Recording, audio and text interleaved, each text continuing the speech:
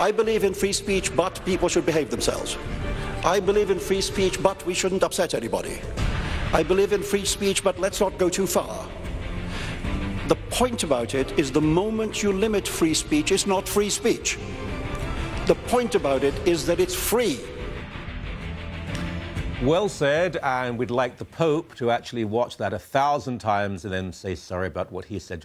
Let's move on. Salman Rushdie, a great man and a very brave man too.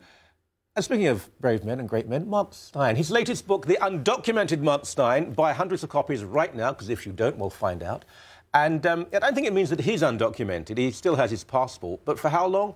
Who knows? It's a changing world. Common sense champion Mark Steyn joins us now. You do have your passport still? Oh, yes. Which one is it? Yeah. Oh, I am one.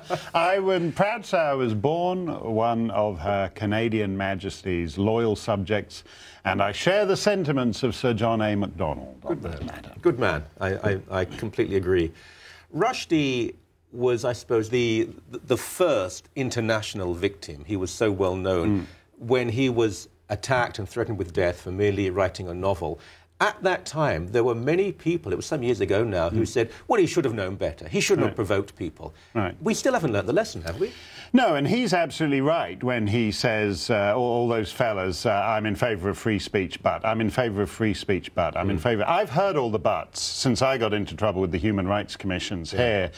A few years back. And the point is that free speech is the stuff after the but. It's for the stuff that's insensitive. It's the stuff that's offensive. It's the stuff that you think is revolting.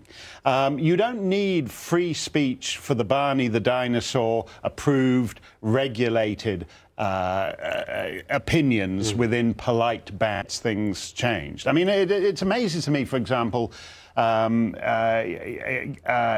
the United States, south of the border, where gay groups beat up on Billy Crystal for saying something the other day.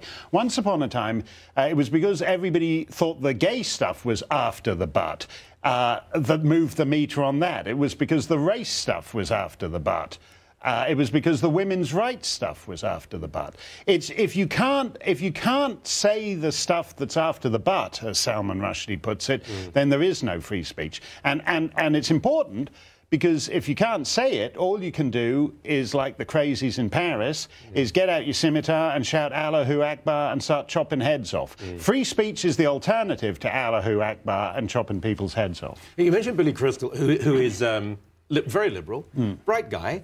But has always been very much on the side of the gay community. All he said was, there's so much gay sex on TV. Right. He then had to qualify, I meant there's too much sex in general on TV.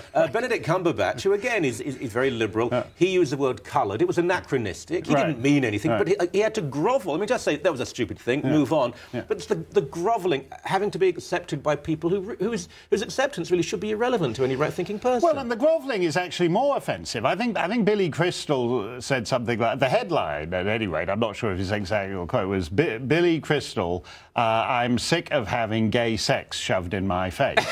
And I'm personally entirely relaxed about having gay sex shoved in my face, but I'm tired of having the big gay enforcers shove compliance down my throat, or the Benedict Cumberbatch thing. People have got to stop. Actually, it's a kind of it's a sort of easy listening version of re-education camp, like they had under Pol Pot in Cambodia. You know, people would say the wrong. They had bad thoughts, so they'd be taken away, and they'd emerge 2 years later, glassy-eyed, droning the party ideology on state TV. And as I said, this is just like the sort of easy listening, middle-of-the-road version of that, where Billy Crystal or Benedict Cumberbatch emerge glassy-eyed, reciting the party line on sexual identity or race or whatever it is. And we've got to get over that. That actually is far more offensive. And it would be good if we could all just say, yeah, I expressed it carelessly. I was on live TV. So what? Yeah. It may offend you, but actually doing the whole glassy-eyed thing is actually far more offensive to a free society. And indeed, there are many gay people who wrote saying, I agree with him. I'm gay, I'm in a long-term relationship. I don't want to see all this stuff on TV. Can't we have more decent TV? I want my kids to be able to watch it. I don't want this on television. No, and we all know actually what the point point he's making. I mean, he backed off it and said he was opposed to everything. You know, whatever it is you're offended by, Billy Crystal's opposed to it. But we know what he meant, that there are kind of vogues in ideology and there are fashions in ideas. And so Hollywood, who are basically, as we saw with the Kim Jong-un business a few weeks ago, are basically a bunch of craven, compliant twits.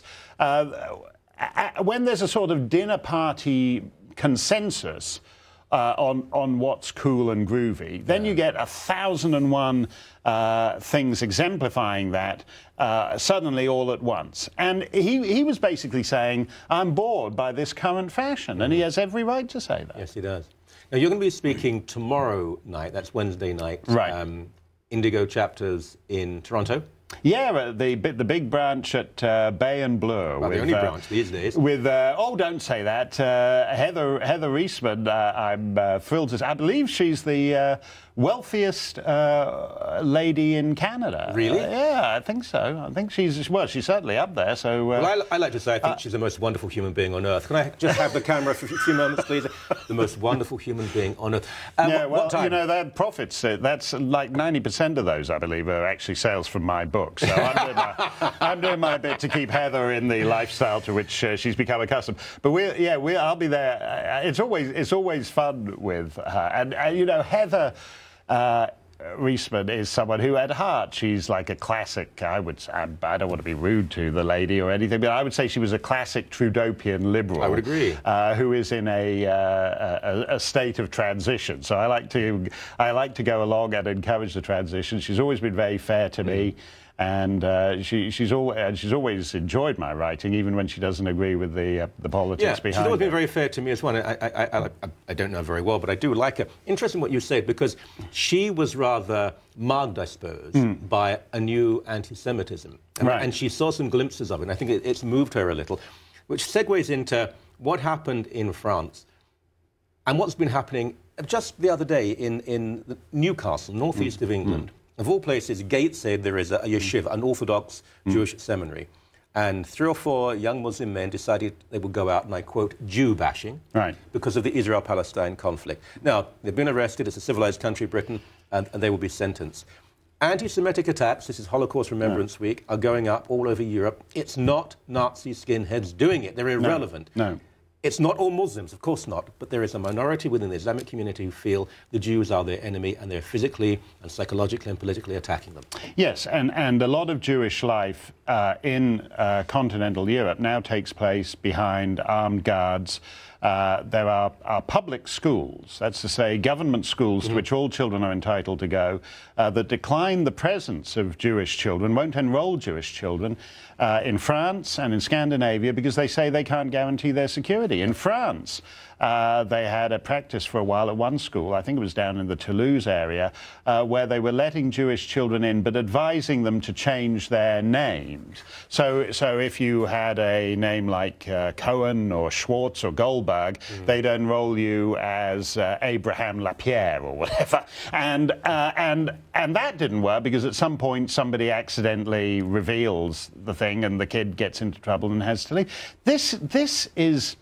and even in Britain, which isn't quite as far advanced down that road, but they're ceasing to teach subjects in school, such as the Holocaust, because it's simply too problematic when half the class believes the Holocaust didn't happen and the other half thinks it did, but Hitler wasn't man enough to finish the job. And so you've got to, the Jewish community's response, classically, the official Jews, as your colleague Ezra Levant calls them, their response is to demand less free speech and more government mediation so that the people who hate them aren't allowed to say these things. But again, I think that's not going to do anything. That just leads to more Jew bashing, more burning, more Molotov cocktails in synagogues and schools. You got to win the argument. Yep. You got to win the argument, and to close down the argument means you're just going to have more and more physical violence. When we come back, we'll discuss France a little bit more and also your new book and all sorts of things like that. I know you won't go away, so I'm not going to say don't go away. It will be redundant phrasing. More of Mark Steyn in a few moments. See ya.